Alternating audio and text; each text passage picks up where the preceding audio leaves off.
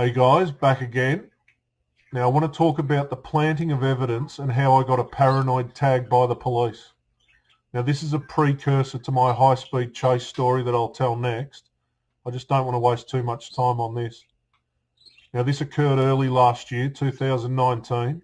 At the time I was driving a 2004 BA Mark II XR6 Falcon, a Ford, and the car started to have a lot of electronic problems. I'm probably going to have to edit this because they're messing with me, and this is like take 40 already, so just be warned.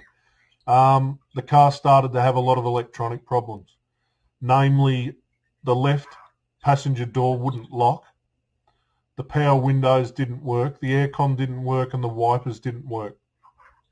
So that car wasn't fun to be in the Aussie summer. Anyway, things were too chaotic for me to even go to a mechanic. I just didn't trust anyone, so it was what it was, you know. I sweated it out in that car. Now, I went to pick up a so-called mate who jumps in my car and slams the door that hard that he rips off the inside handrail. I now have a door that I can't open from the inside, yet anyone can access it from the outside. Now, back at home, things are really chaotic. They'd been working on me for months trying to get me to act out, and it was just relentless day and night. Well, I'd had enough one night, and I took off and headed for my father's round the corner. I asked him to come with me just to get out of the area. We'll go and get a hotel or whatever, just to get the hell out of here because I didn't know what was going on. He declined, but while I was at his house, something was slipped under my seat, which you'll find out later. Now, during the high-speed crash, when I had the crash, the phone, which I usually kept in the center console, was dislodged and I couldn't find it. So I'm fishing around for the phone after the crash so I can call someone because it was out in the middle of nowhere. Even though I had police up my arse, when I crashed that car, they took off, but I'll get more into that later.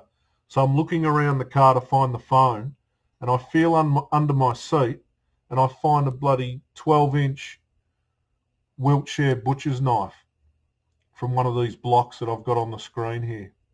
It was my knife and it was from home, but it had been slipped into my car, and that was the reason that they disabled the electronics so that they could do this with ease.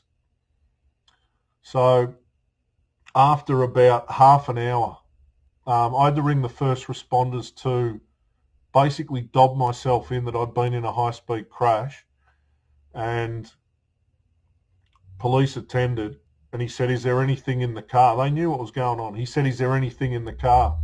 I said, "Yeah, there's a fucking knife I said, there's a knife under the front seat." And he goes, "Get it out."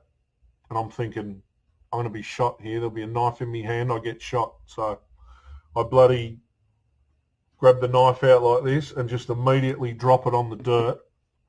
Now, they do the most basic of interviews at the scene, but as you'll learn in the next video, they deny that the high-speed chase even happened.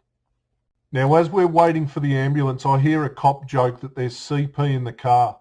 Another says that there's 5 kilos of drugs on the back seat. The ambulance comes and takes me to Dandenong Hospital, where I'm whisked into a department seemingly made up just for me. I doubt the credentials of anyone in there. I'm seen by a guy claiming he's a doctor, but he doesn't look at my back even though it's previously broke.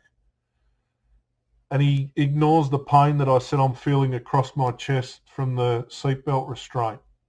Now, I'm not mentally evaluated, yet later on in the post, I received a fine from the police. It's possession of a controlled weapon without lawful excuse. And I've had the knife due to paranoia, they say. So the police have seen it fit to plant evidence and put a paranoia tag on me. So there you go. There is my story about how evidence was planted on me and my paranoia tag. All right, guys? Till next time, bye.